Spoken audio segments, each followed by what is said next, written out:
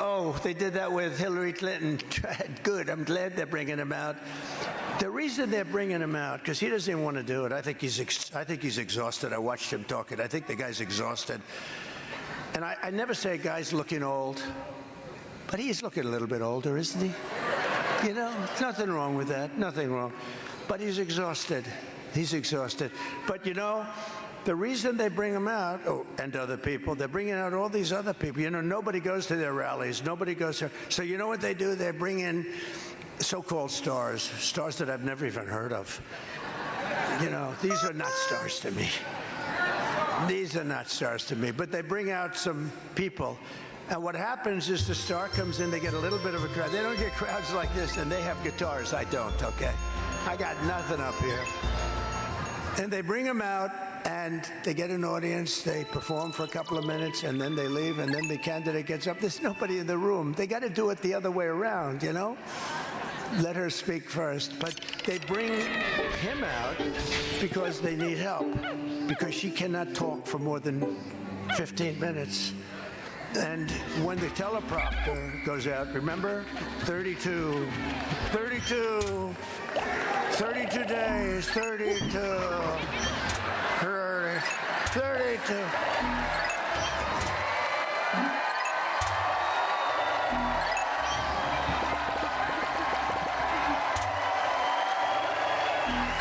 I said, what the hell is going on with her? I was watching. You always want to watch your opponent, right? And I was watching her, and she started doing that 32. She was just about gone, and then that sucker snapped back on. They go out. It's a dangerous business. You know, if you're a teleprompter reader, it can be dangerous, because no matter how good these guys are, I have a great guy, but about 5% of the time you lose a teleprompter. Sometimes it breaks down and snaps. We call it a snapback. You know, it's gone, and now you're on your way, and then you go ping, and it's back. But no matter how good they are, you lose it 5% of the time, and I thought she lost it. And I just wanted to see a little bit longer. I just wanted to see it because she was over. But if you'd like to go into politics, you got to be able to make a speech without reading a teleprompter. Because if you need a teleprompter like her, you're in trouble. We got two of them, Biden and her. How about Biden? She'd make us, hello. And then he could never find, I don't want to hit him too hard anymore, though, because, you know, I really want to keep it this way where he likes me better than her, because I think it's... No, but think of it. They stole the presidency of the United States. They took it. I don't want to use the word coup. You know, nobody knows what the hell that means. Nobody... It was a coup, but nobody knows. Here's simpler. They stole the presidency. They walked in, they said, you're getting out. I mean, he didn't have to do that. And then they say, he was so brave in getting out. He was so brave. It was such a wonderful... It was so wonderful that he got out. He's a great American hero. They threw him out. They took him out. Crazy Nancy Pelosi. She's crazy. She did a nut job, by the way. And Schumer. I was with Schumer the other night at the big Catholic dinner. How did I do at that dinner?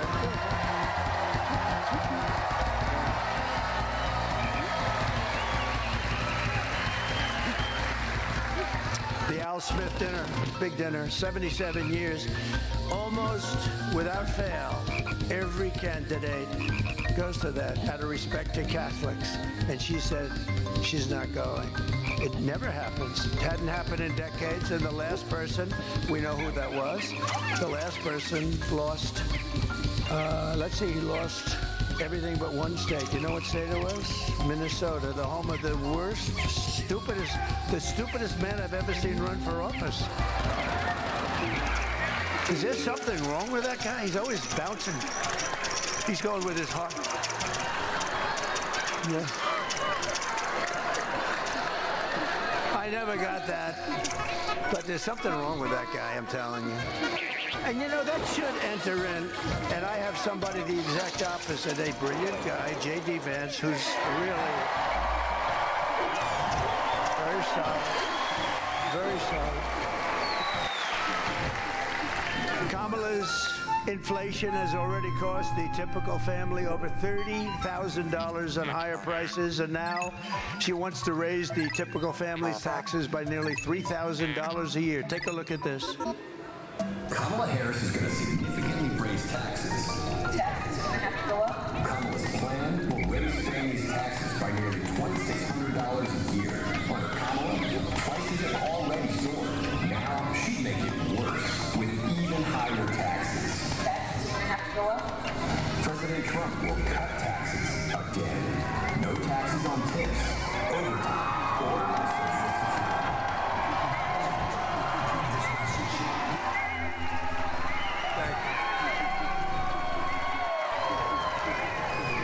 Remember when I said no taxes on tips, and then like a month later, she goes, we will have no taxes on tips. And the place was booing her. They said, a little bit late. Anyway, and you never heard it. I haven't even heard her say it again after that, because that just shows you the kind of dedication they have to their statements. No, she's the taxing queen, and she's also demanding a shocking 33% tax hike on all domestic production, along with the largest capital gains tax hike in history. This is going to be the largest tax anybody's ever had to pay, and every business is going to leave our country and go to another country. They don't have to stay here. They have a lot of opportunity. It used to be you'd go to a different state. Now they go to a different country. They'll go to Asia. They'll go to Europe. Go to different countries, and you've had that, and all you're doing is forcing them out, and with them goes the jobs and the money.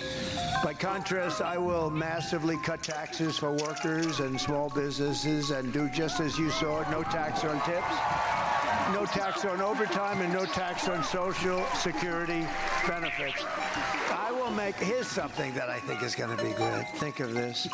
And I just made a decision to do it a little bit differently, because I'm only going to do it if they build that particular product, namely an automobile, in the United States. Listen to this. I will make interest on car loans fully tax deductible, because affording a car is essential to restoring the American. So I had calls from the biggest people in Wall Street. Where did you come up with these ideas? The no tax on tips? Who gave that to you? Actually, it was a waitress at Trump Hotel in Las Vegas. I didn't pay a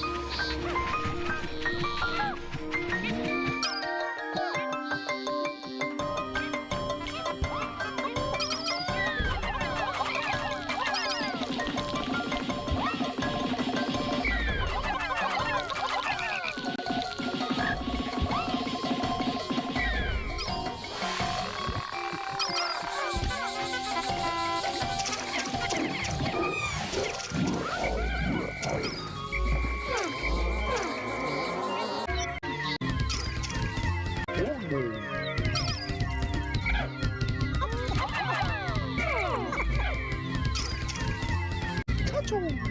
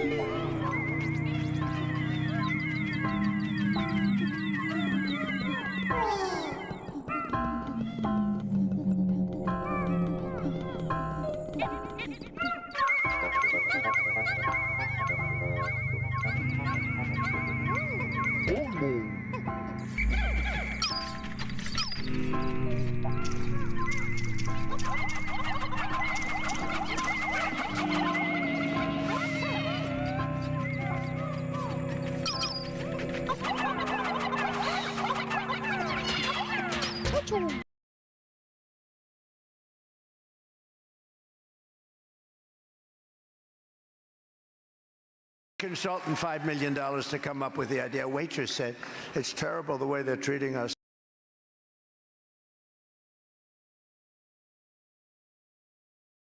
From now, because limestone's a very porous. I was really good at real estate and building. Limestone's very porous stone, and that stuff goes right into that. You can't get it out unless you want to do it with a chisel, and that's not going to work. And you're going to see that in 100 years from now, and it's very, very sad. And nothing happened to those people, nothing. I watched it very closely, and they did great destruction, and they had fistfights with our cops, right? They had fistfights. They were rolling on the grass and fighting our police. Nothing happened to them. Under Kamala's economy, millions of Americans are suffering because of inflation. They're losing their jobs. You can't afford housing, groceries, or a car. And yet Kamala is importing millions of illegals across our borders and giving them taxpayer benefits at your expense while taking the jobs from African Americans and from Hispanic Americans at levels that we have not seen. You're going to see reports coming out very soon. They're trying to hold it until after the election. Hopefully it won't matter because we're going to win by so much.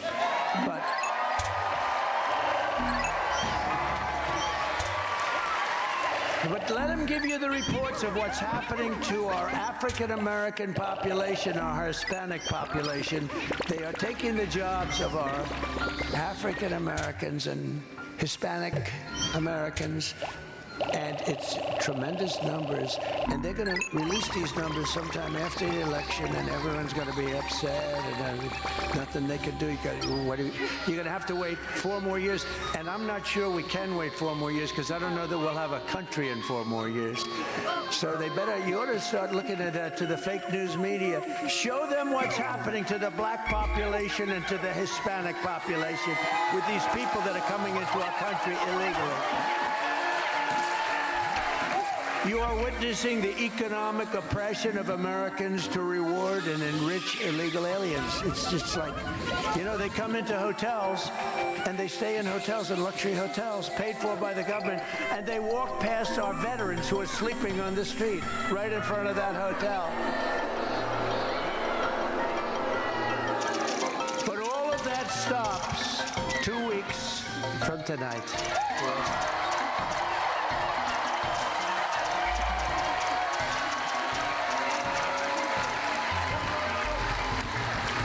For 4 straight years, Kamala Harris has imported an army of illegal alien gang members and migrant criminals from prisons and jails, from insane asylums and mental institutions all around the world, from Venezuela to the Congo.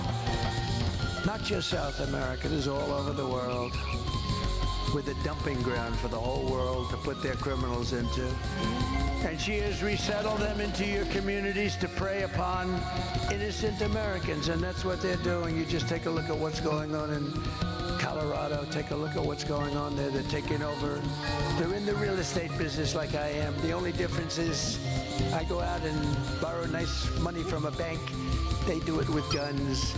You see what's going on in Aurora? But it's not just Aurora. It's hundreds of communities. They don't want to talk about it because they don't want to destroy the reputation of the community, and they better start talking about it because they won't have a community. When I win on November 5th, the migrant invasion ends and the restoration of our country begins. It's going to begin.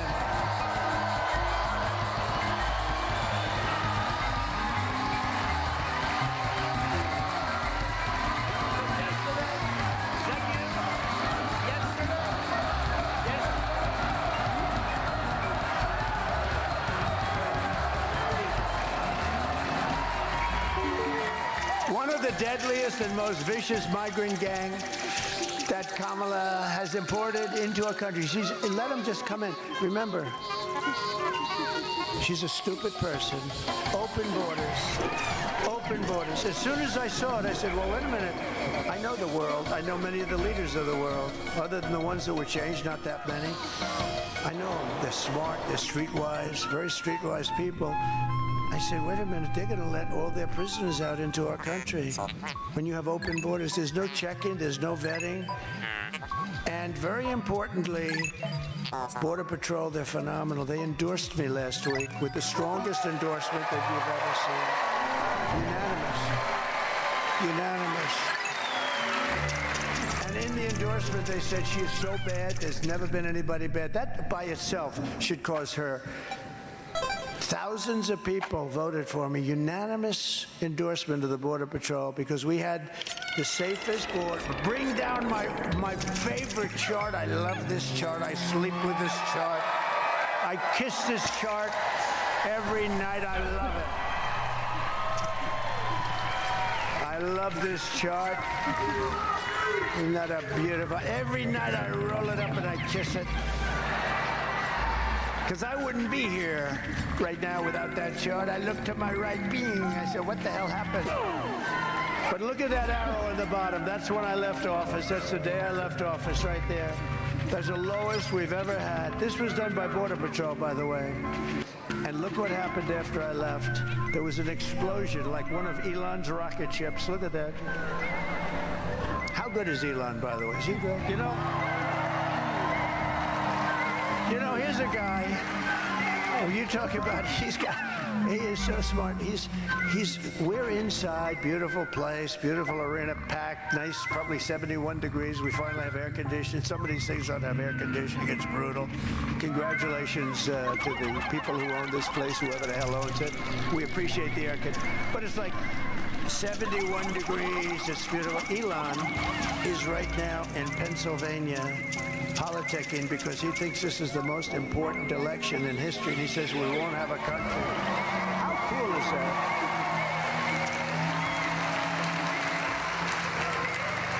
And he's registering voters. He's an amazing guy. How cool was the rocket ship that landed the other day, right? I told the show, I don't want to, if you heard it, just turn off your ears for a second.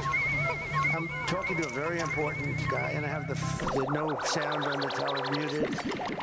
And I'm looking at the television, talking to this guy, very important, but quite boring, to be honest with you. I hope he doesn't watch me say this, because he'll be able to figure out who it is. But anyway, I said, wait a minute, would you hold on, please, just for a second? Because I'm looking at the screen. I'm seeing this 20-story, huge tube pouring down and fire, fire's pouring out of it. And it used to be white, but the heat is thousands of degrees coming down. They say thousands and thousands, so it's been beat up in that trip down. And I see this massive tube is coming down, and the fire's burning, and it's exploding all over the place. I said, oh my, this is terrible. It's going to crash. What the hell is it? I wasn't even sure. Maybe it was a movie. But I'm looking, it's the news, and I see it, and then all of a sudden, it's going to hit the gantry, and boom, a flame comes out of the left and pushes it over like it was nothing. I say, what the hell? And then war. And then these two giant arms, boom, they envelop it like a beautiful, I won't say it. I get myself into too much trouble. When I say that stuff, it's so great. I'd like to, but I'm not going to, because I'm going to be politically correct if you don't mind. You know what Elon says? Like two giant chopsticks. See, wouldn't I be better off if I said that? Wouldn't that, Mr. Wall? This guy is the greatest guy. Stand up. I love this guy. Comes to so many of these. And he's a very successful guy, but he likes these rallies. He's had a lot of them. We have the ladies from North Carolina here, too. Would you stand up? I call them the beautiful ladies from North Carolina, and you're not allowed to call ladies beautiful anymore. It's the end of your political career. If you say, aren't they beautiful, that's the end of your political career, but who cares? You are beautiful. Thank you very much, everybody. Thank you. They've come to, what number is this, like 230 or 240 or something?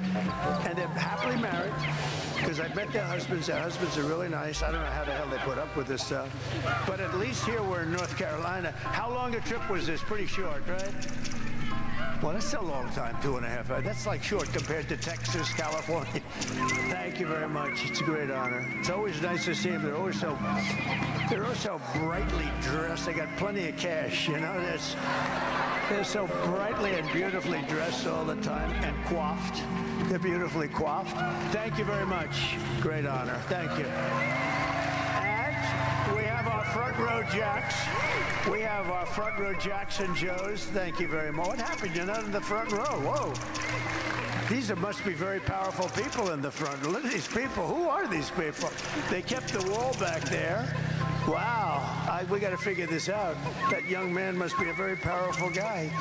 But we appreciate it. We've had a lot of rallies, and we're going to have our biggest of all at Madison Square Garden.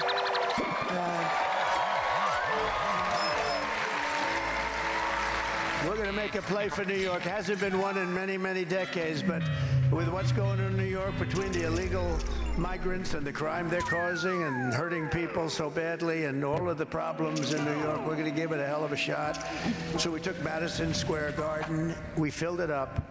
Think of this, sold out in 3 hours. Done. Can you imagine? If a normal politician, and I don't say this in any way, just say if a politician, like take our best politician, after me, take our best politician. If you had 250, 300 people, that would, you'd have 300 people in a ballroom or something. Ronald Reagan would have 350 people, 400 people. We sell out these things, 25,000 people at Madison Square Garden because we use the floor, right? The basketball. So we have the whole thing, holds 18 or 19,000. We have the floor, and it's sold out in 3 hours. So that's a great honor. But we're going to do a big one in the Atlanta arena. We're trying to sign the Philadelphia arena. We had tremendous success in Long Island, where the ice hockey team plays, the Islanders, and we could have sold that thing out 4 times. It was incredible. So we're doing them, and we're sort of, it's sad because we're sort of wrapping it up. You know that, right? We've been doing this now for a long time. We had 2 unbelievable elections. We had 2. But we are. I didn't even think of it. I was being interviewed by a very good person today, actually, and that person said, when you did Madison Square Garden, it's in a week. I said, is that sort of wrapping it all up, right? And I said, I never thought of it that way, but I guess you could. It's sort of wrap it. We have a few days left after that, but we sort of are. When you think we've been doing it from 2015, and now we're where we are. So we're, talking about 9 years, almost 10 years by the time we do it. And there's something, and think of what we've done. This is the greatest movement in political history. I mean, there's never been anything like it.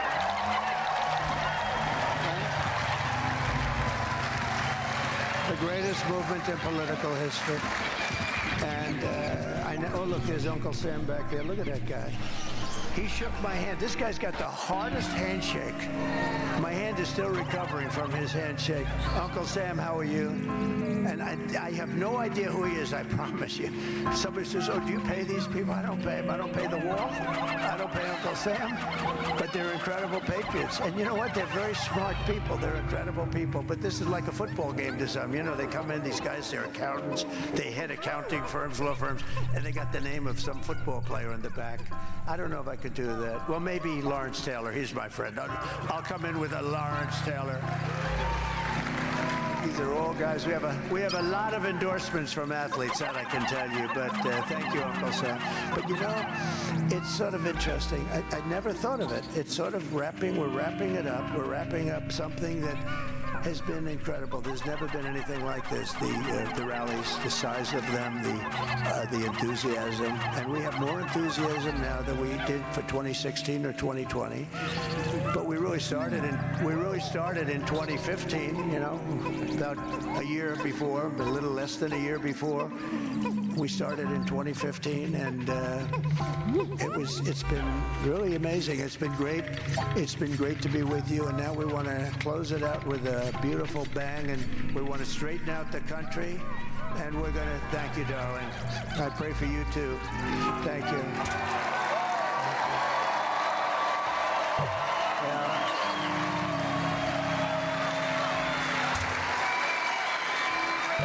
But it's been like a movement of love, and it's like, when we first started, there used to be like some fights, and there were problems where you had not much, but we had some. It's been, and I don't want to jinx it by saying, but it's been like love. It's been like amazing. It is, and you know what? The people back there, when I say things, if I'm a little bit off, they'll go headlines. And I don't mean to be a little bit off, but this is the single greatest political movement in the history of our country. There's never been anything like that.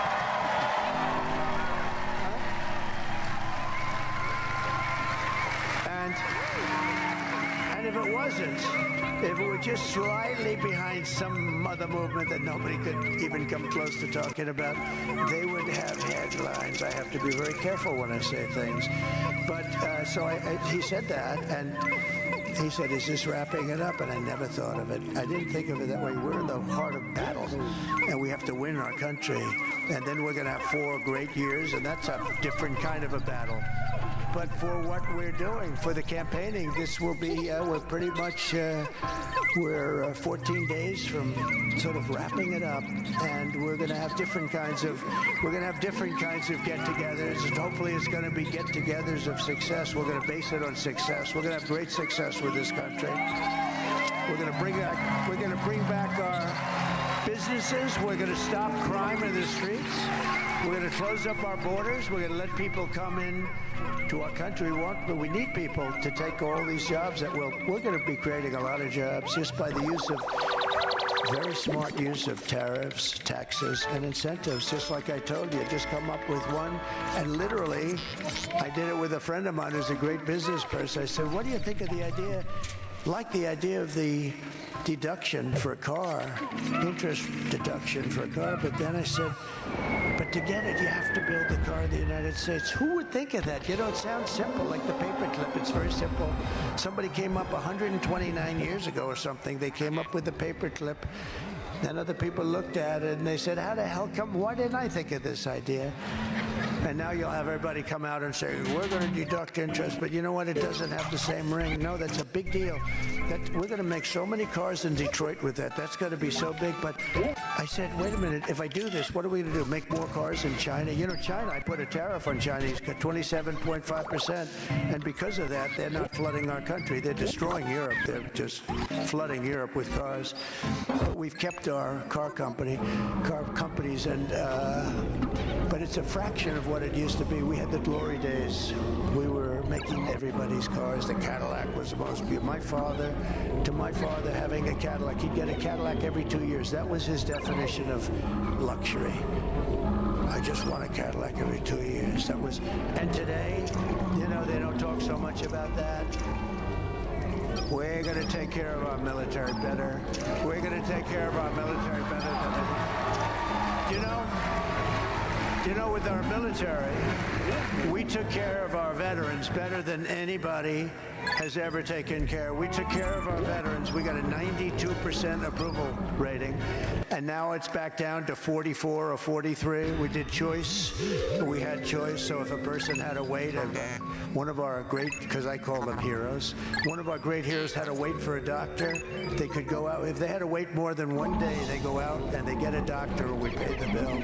And in the end, it was not only was it good for them, it was also even efficient, because some of these people were dying. They'd wait for 4, 5, 6, 7 months. And we have great doctors in the VA, but the problem was the administration.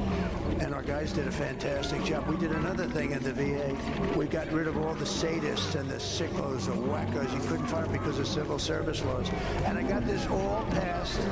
We got this all passed in Congress. It was an amazing thing to get it passed in Congress. They were trying for 58 years for one and for 54 years for the other.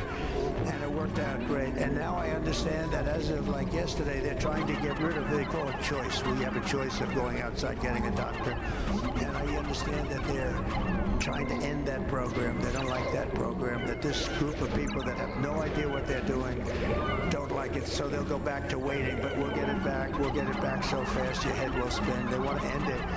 They don't like it for some reason. I don't know why, but they don't like it. People were getting instant care, and it wasn't very expensive when you take into the fact that, and just take a look at this. You have a guy, he gets sicker, then he becomes terminally ill, and they have to take care. In the end, I think it's probably cost effective, but I don't even care about the cost in that case. We take care of our people. Who would want to wait months to get, in some cases, a simple pill or a simple shot? And it was a terrible thing, but we had a 92% approval rating, the highest ever. The people that I had there did a fantastic job. We're going to bring it all back. We're going to bring it back fast.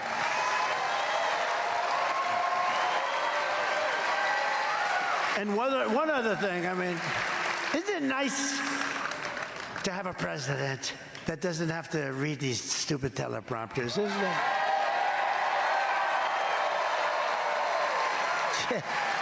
Sort of interesting. I haven't looked at him in the last 15 minutes. You know, it's like interesting, but it's. I just do what we have to do. But you know, we did another program, Right to Try. It's the greatest thing. For 51 years, they've been trying to get it because we have the best doctors, the best lab technicians, the best labs, the best everything. And nobody could get it done. Where we'd have something that really looked good for a certain disease or problem. It really looked good, but they couldn't do anything because the FDA wouldn't be able to approve it for years. I got that number way down, by the way, but they wouldn't be able to approve it for years. And what would happen was terrible. They would go to Asia, they'd go to Europe, they'd go all over, if they had money. Most of them didn't have money. They'd go home and they'd die. They'd die. So I said, we got to do something about this. And they've been trying for 50 years. They couldn't get it done because the doctors didn't want it because of the liability. The insurance companies certainly didn't want it.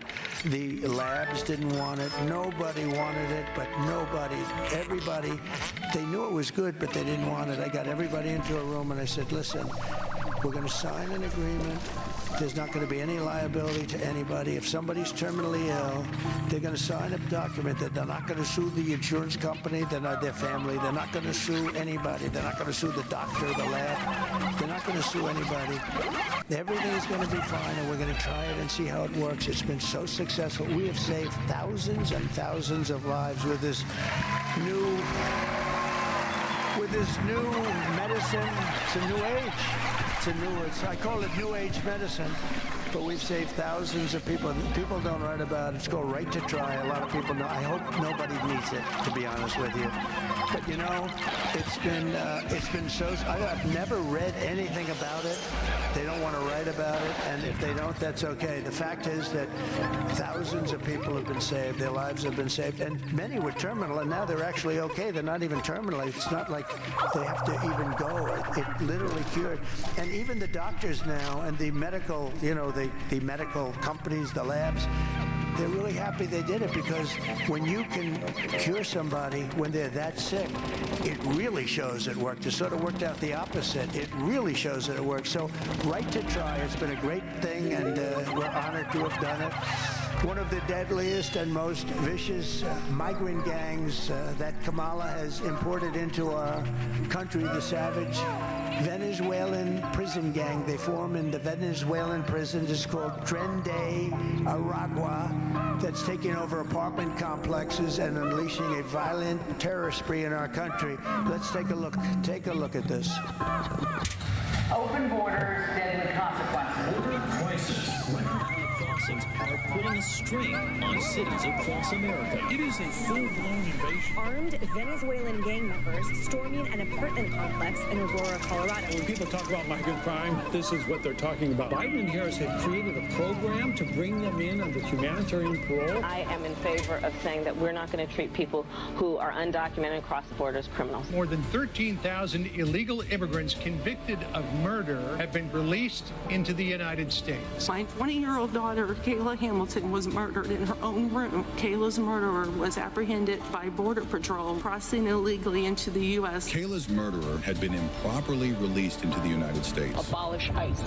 Yeah, we need to probably think about starting from scratch. An Afghan national is in custody today after being accused of plotting an election day terrorist attack. The suspect entered the U.S. on a special immigrant visa. More than a dozen people suspected of being Tren de Aragua gang members right here in San Antonio. The gang members had been terrorizing the apartment complex. New details in the murder of Laken Riley. The illegal immigrant suspect, who cops say committed the heinous murder, is a Venezuelan national. And was paroled and released into the country by the Biden administration. Two men investigators say are in the country illegally from Venezuela are charged with capital murder in the death of Jocelyn Nungaray. Court documents suggest a group of men arrested for beating and robbing a Dallas woman last month are members of a Venezuelan street gang. Manuel Hernandez was booked by Colleyville police just 2 days earlier and released the day before the robbery.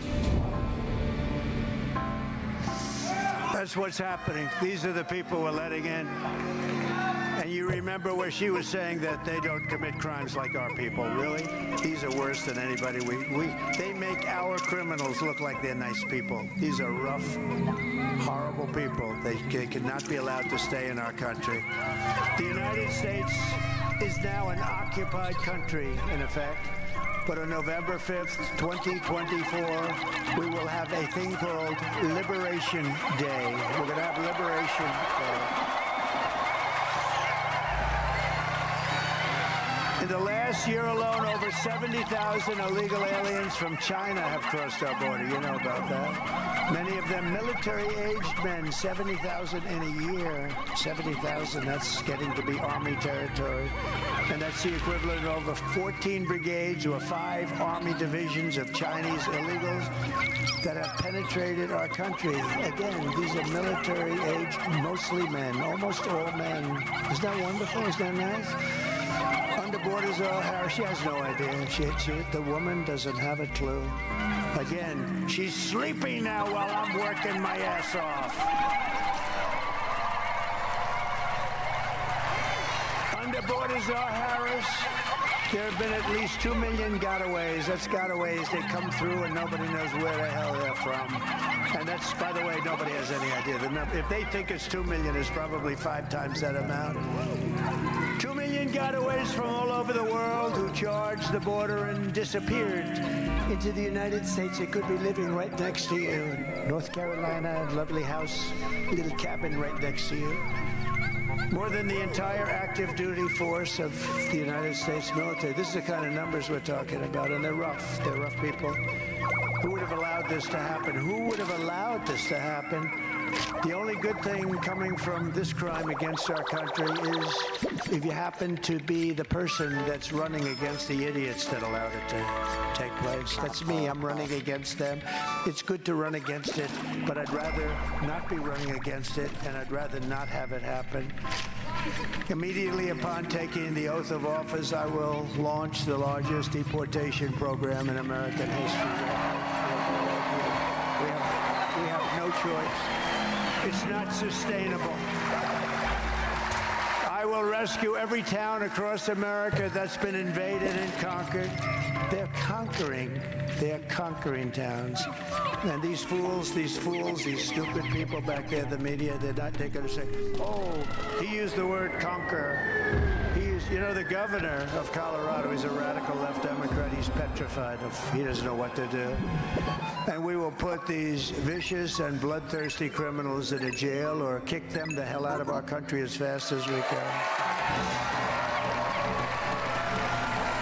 And to expedite removals of Trende, Aragua, and other savage gangs, I will invoke the Alien Enemies Act of 1798. Think of that. 1790, you know what? That's when we had real politicians, real people that knew what to do, not these weak, woke fools. So I have to go back to 1798, can you believe it? But it's a strong one. Think of it, Alien Enemies Act of 1798, and they used it to target and dismantle every migrant criminal network operating on American soil to make our people safe. And if they come back into our country, it's an automatic 10 years in jail with no possibility of parole. And I am hereby calling for the death penalty. And we have to do this. I'm calling for the death penalty for any migrant that kills an American citizen or an law enforcement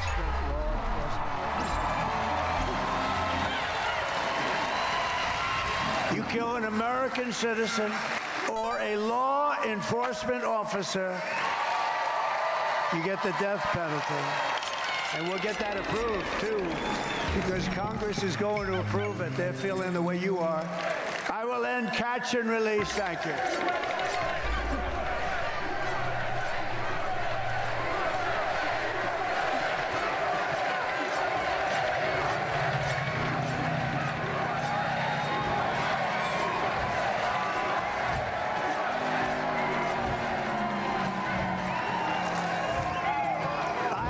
this man in the black. Are you the man that I met yesterday or not?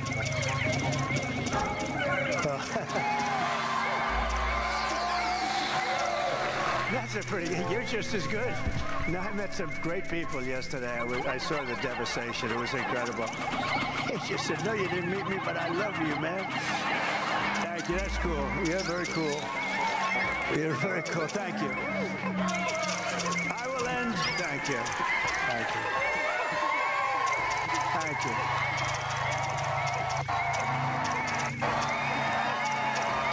Thank you.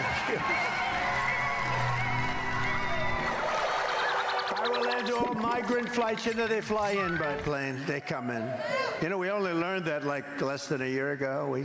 They said, we're going to start closing up the border a little bit. Well, all they have to do, all they have to do, she could walk into the White House, say, wake Biden up.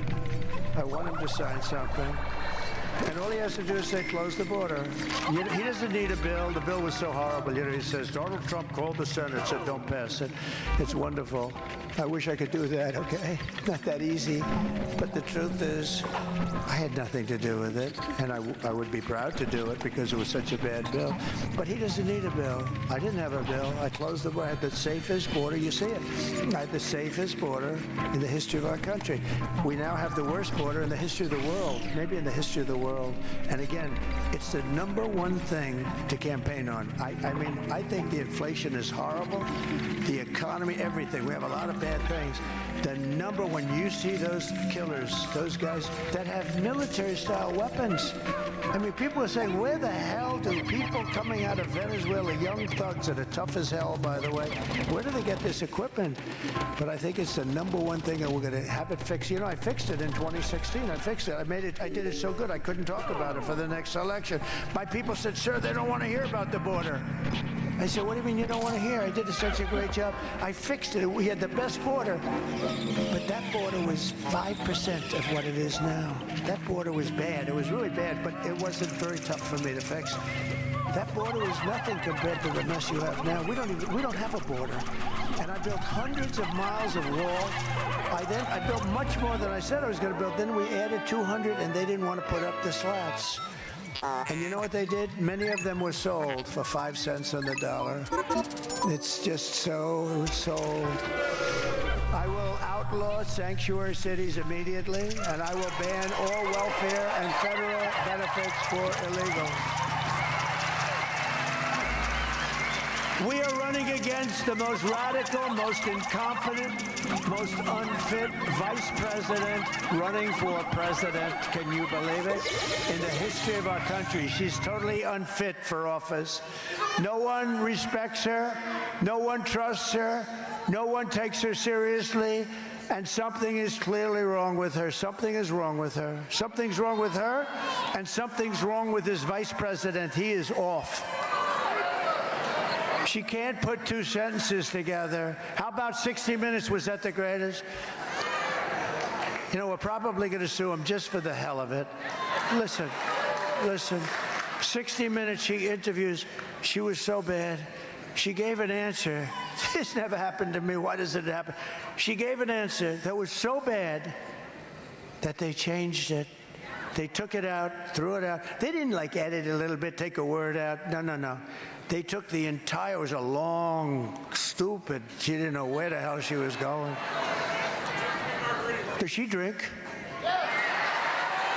Is she on drugs? I don't know. I have no idea.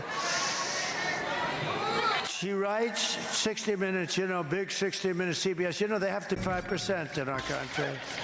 I don't watch him anymore. Pretty boy, little pretty boy he is. So they think it. She gives this horrible answer. They take every word of it and they throw it away and they insert another answer. That's called election interference and it's called fraud. And they should have their life. And all the other guys back there are sticking up for them. You know why? Because they do the same thing probably. They don't do it for me. You know what they do with me? They make my answer worse. No, they take out, if I give, because I do the weave. You know the weave? I'll tell the story and I'll go from hippie, pimpa. It's actually genius, I have to say. Fair and smart people say it's total genius, but they say, oh, he wandered. I didn't wander. Wanders when you don't get back to the same point. No, I give the weave. They don't do anything for me. What they do with me is I give a beautiful paragraph, and they'll take some of the primary sentences out. And that's terrible to do. But that you can sort of get away with. You know, I can even understand it. They want to make it a little shorter. They want a little more time. You know, they don't pay anything for their license. They have a license that's worth billions of dollars. They don't pay anything. Neither does NBC fake news. And ABC fake news is really one of the worst, I will tell you. ABC, but this is CBS. They don't pay for, they use our airwaves. They don't pay anything. And then you hear that 60 Minutes, which is a news show, it's under their news division, so they're not allowed. This isn't an entertainment show. But they took the sentence, not the sentence, they took a whole paragraph, big paragraph, just word after word.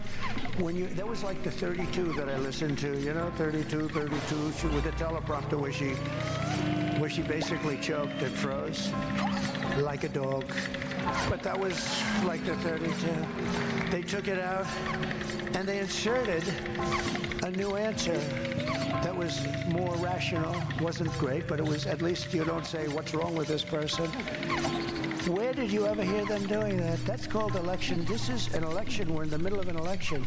She gave a horrible answer on a news show that pays nothing for the airwaves that are worth billions of dollars. And the other networks stick up because they don't want it to happen to them either. They don't want to see a bidding contest for who's going to do the news. But there has to be some kind of justice in this country. You can't take her answer out, insert a new answer, and say, this is called major election interference fraud. So we'll see what happens. I actually think it's the biggest scandal in broadcast history. I really believe that. I think it's the biggest scandal. Nobody's seen anything like it, and people are furious about it, and they all come out with some answer. Well, we did this because of that. They took the answer out, they put a new answer in. There's nothing, there's no justification, so we're probably going to take them to court. Should I take them to court? Okay. So we've asked them, we sent them a letter yesterday, we've asked for the entire transcript, and we want to see, did they do it in other places too, and we'll see what happens, but good. So I have your permission, right?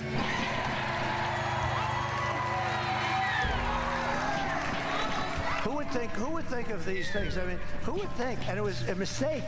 They made a mistake. That's how everybody found out. They made a mistake. They put out the original answer. Somehow somebody saw the original answer, said, that's not the answer she gave. And when they went back, they feel it was, you know, they found out it was a fraud. It was a fraud on the American public, and they should pay a big price for it. And if they do pay a big price, it won't happen anymore. She's an international joke, and she's going to end up getting us into World War III, and Kamala is in free fall. You know, she's in free fall with Arab and Muslim voters. Now in Michigan, did you notice that my poll numbers are very good with the Arab voters? Did you see that? My poll numbers are very good. I appreciate it. You know why? You know why? Because I want peace in the Middle East. I want peace. I did the Abraham Accords. I want peace in the Middle East. So it's very simple. It's not, I want to see peace in the Middle East. But my poll numbers in Michigan are very good.